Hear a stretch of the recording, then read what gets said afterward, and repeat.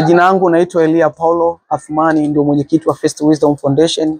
First Wisdom Foundation ni taasisi sio ya kiserikali ambayo inajihusisha na kutoa msaada kwa makundi maalum: mayatima, wajane, walemavu.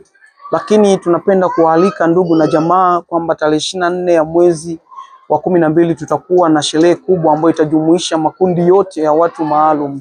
Tumetembelea kituo cha Silabu, tutatembelea kituo cha Sanganigwa, tutatembelea kituo cha Mokachi na tutajumuisha wajane wote katika kata yetu ya Kibirizi. Kwa tunapenda kuwakaribisha ndugu na jamaa. Tarehe 24 mwezi wa 12 tutakuwa na tukio kubwa, tutakuwa na sherehe ambayo itaendana na uzinduzi wa First Wisdom Foundation na kufungua kituo ambacho kitakusanya makundi yote ya watu wenye mahitaji: wanafunzi, mayatima, wajane, wasiojiweza, walemavu na watu wengine wote wenye mahitaji. Kwa hiyo tunawaomba ndugu na jamaa kwamba tunaomba support yenu. Sisi bado ni vijana wadogo, tunaomba support, mtushike, lakini tuna nia na dhumuni kubwa ya kufanya mambo makubwa, kuwafikia watu wenye mahitaji katika jamii, kuleta tabasamu, kuleta upendo. Hatuwezi kuleta upendo bure, tunahitaji support yenu. Peke yetu hatuwezi bila nyie, ndio maana tumesogea mbele yenu, tunaomba support yenu.